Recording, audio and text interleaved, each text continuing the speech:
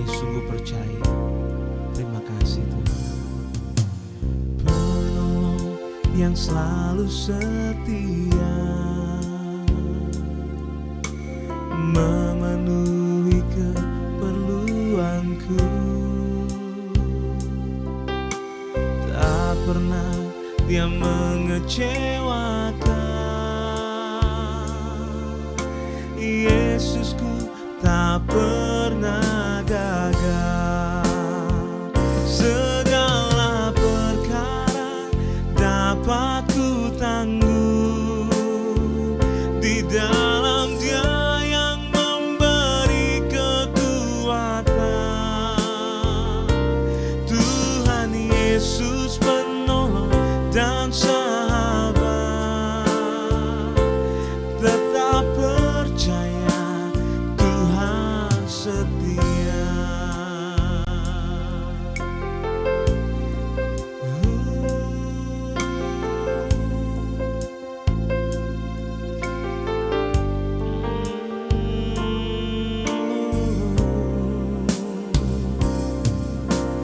Penolong yang selalu setia, memenuhi keperluanku. Tak pernah Dia mengecewakan. Yesusku tak pernah gagal. Segala perkara dapat ku tangguh di dalam Dia yang memberi kekuatan. Tuhan Yesus penolong dan sahabat, tetap percaya Tuhan setia. Segala perkara dapat ku tangguh di dalam Dia yang memberi kekuatan. Tuhan Yesus penolong dan sahabat, tetap percaya Tuhan setia. Tetap percaya Tuhan setia. Tetap percaya Tuhan setia.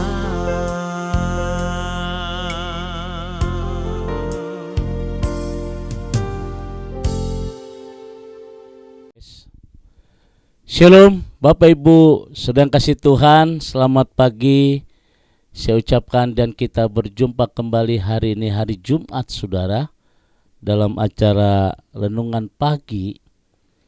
Dan kita bersyukur kalau hari ini Bapak Ibu bisa bangun pagi, dan mungkin ada yang sudah mempersiapkan diri untuk berjalan ke kantor, ke usaha, ada yang mungkin kuliah. Pagi-pagi sudah kita akan disegarkan oleh kebenaran firman. Mari kita tundukkan hati kita. Bapa di surga, terima kasih Tuhan pagi hari ini. Kembali kami akan siapkan hati kami untuk diberkati mulai kebenaran firman-Mu. Bapa, terima kasih dalam nama Tuhan Yesus kami bersyukur. Haleluya. Amin. Puji Tuhan, Bapak Ibu sedang kasih Tuhan, hari ini hari Jumat, dan kita akan kembali diberkati dengan mengambil satu tema, Tuhan Yesus sumber belas kasihan. Nah saudara, kita akan membaca dalam Yohanes pasal yang kelima ayat 1 sampai dengan ayat 9. Sesudah itu ada hari raya orang Yahudi, dan Yesus berangkat ke Yerusalem. Di Yerusalem dekat pintu gerbang domba ada sebuah kolam yang dalam bahasa Ibrani disebut Betesda. Ada 5 serambinya, dan di serambi-serambi itu berbaring sejumlah besar orang sakit, orang buta, orang-orang timpang, dan orang-orang lumpuh yang menantikan goncangan air kolam itu. Sebab sewaktu-waktu turun malaikat Tuhan ke kolam itu dan menggoncangkan air itu. Barang siapa yang terlebih dahulu masuk ke dalamnya, sesudah goncangan air itu menjadi sembuh apapun juga penyakitnya. Dan di situ ada seorang yang sudah 38 tahun lamanya sakit. Ketika Yesus melihat orang itu terbaring di situ, dan karena ia tahu bahwa ia telah lama dalam keadaan itu, berkatalah ia kepadanya, "Maukah engkau sembuh?" Jawab orang sakit itu kepadanya, "Tuhan, tidak ada orang yang menurunkan aku ke dalam kolam itu. Apabila airnya mulai goncang dan sementara aku menuju ke kolam itu, orang lain sudah turun mendahului aku." Kata Yesus kepadanya, "Bangunlah, angkatlah tilammu dan berjalanlah." Dan pada saat itu juga sembuhlah orang itu. Lalu ia mengangkat tilamnya dan berjalan. Bethesda, kolam penyembuhan. Jadi kolam ini berbentuk, ya, di sampingnya ada gereja Saint Anna. Nah ini ada kedalaman gitu ya. Dan di selambi-selambinya nih banyak orang-orang yang sakit. Dan dipastikan ketika air itu mulai bergejolak, itu menandakan ada malaikat. Jadi orang yang sakit duluan itu masuk ke kolam itu, dia akan sembuh. Dan ini diceritakan dengan jelas bahwa ada orang yang sakit yang sudah tidak ada kekuatan. Yesus bertanya, "Maukah engkau sembuh?" Nah, Bapak Ibu sedang kasih Tuhan, pagi hari ini saya akan membawa satu topik bahwa Tuhan Yesus sumber belas kasihan.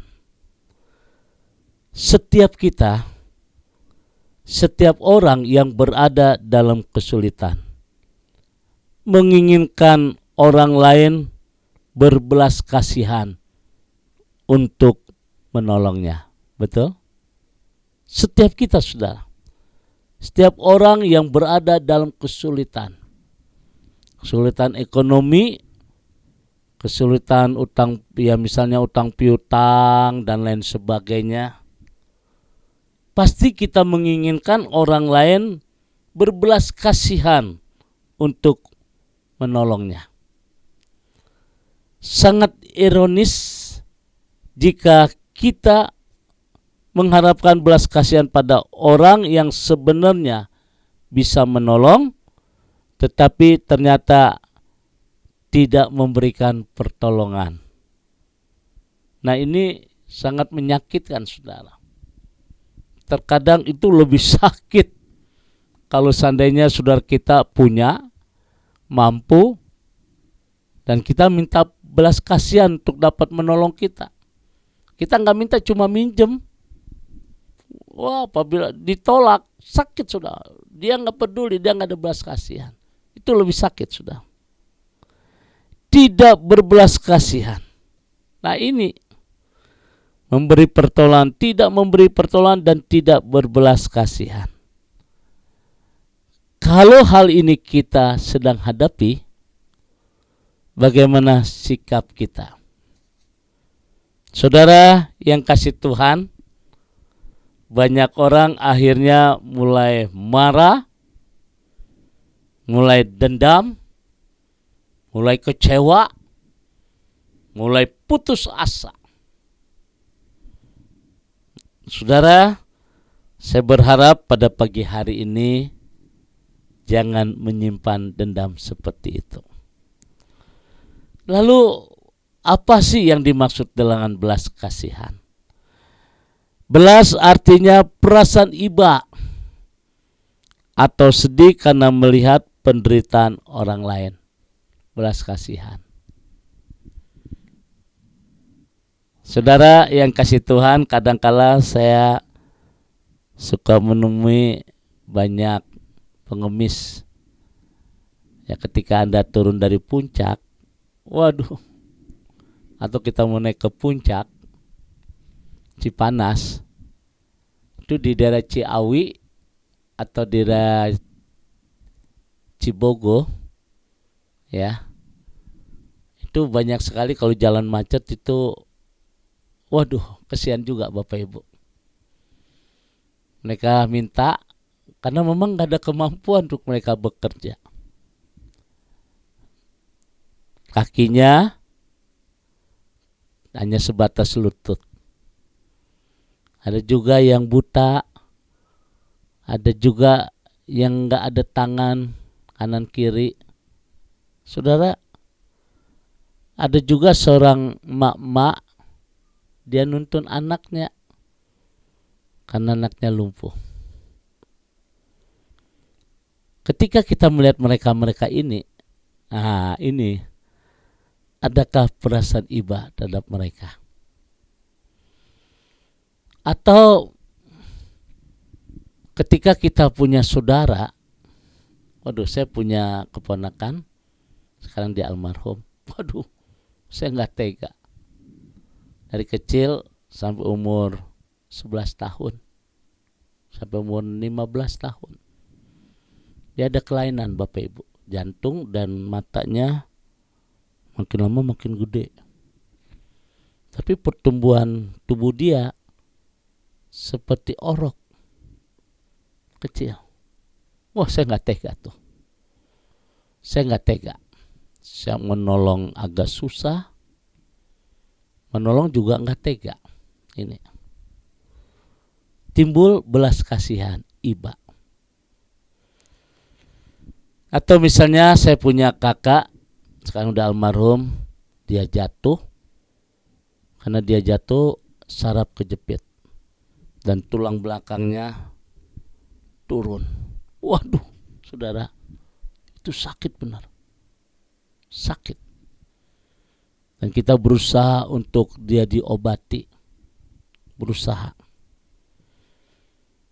Banyak peristiwa-peristiwa dalam hidup ini yang menjadikan kita melihat ada belas kasihan. Belas kasihan untuk kita menolong mereka. Atau sebaliknya, ada orang cuek-cuek bebek.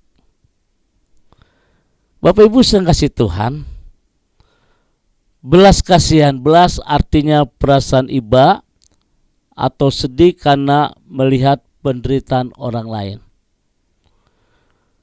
Kalau kasihan artinya perasaan tidak tega dan atau tidak rela orang lain menderita.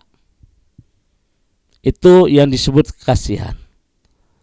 Jadi belas kasihan berarti perasaan sedih melihat penderitaan orang lain yang disertai dengan perasaan tidak rela orang itu menderita.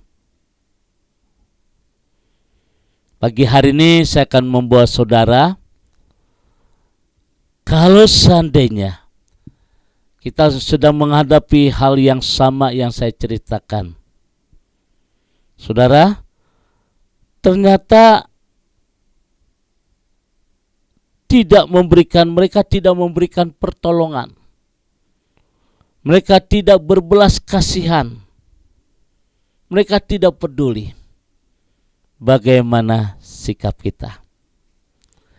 Yang pasti hari ini saudara jangan kecewa, jangan putus asa. Tetap kita cari Tuhan. Tetap kita andalkan Tuhan. Tetap kita percaya bahwa Tuhan sanggup memberikan kemampuan untuk kita bisa menerima. Untuk kita bisa menerima tak kala orang lain tidak mau menolong. Kiranya Tuhan memberkati. Amin. Mari kita berdoa.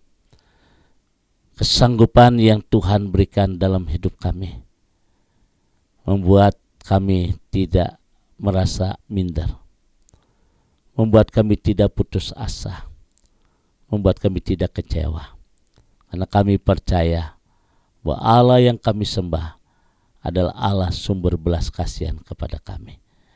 Tuhan berkati seluruh setiap umat-Mu. Mungkin hari ini kau sedang kecewa, mungkin hari ini kita sedang bersedih karena kita butuh pertolongan, tapi tidak ada jawaban. Tuhan, kami percaya kekuatan dari Tuhan turun atas umat-Mu. Terima kasih untuk renungan pagi hari ini Tuhan. Kami percaya di dalam Tuhan ada pengharapan. Di dalam Tuhan ada penghiburan. dan di dalam Tuhan ada keselamatan. Dalam nama Tuhan Yesus kami bersyukur. Haleluya. Amin. Bapak Ibu sedang kasih Tuhan, kembali saya ucapkan selamat beraktivitas. Hari ini hari Jumat. Percaya sama Tuhan, dialah sumber belas kasihan buat kita. Amin. Oh ya, jangan lupa Bapak Ibu, nanti malam nih 7:30 ada acara live Instagram Pendeta Surya Rapali ya. Nanti malam kita buka pujian dan penyembahan. Kira Tuhan memberkati. Amin. Mari kita tundukkan hati kita, arahkan hatimu, angkat kedua tanganmu dan terimalah berkat dari Tuhan. Kasih kemurahan, damai sejahtera dari Allah Bapa di surga, cinta kasih dari Tuhan kita Yesus Kristus di dalam persekutuan Roh Kudus memberkati kita semua hari ini sampai Maranatha. Tuhan Yesus akan datang kembali. Yang diberkati berkata amin.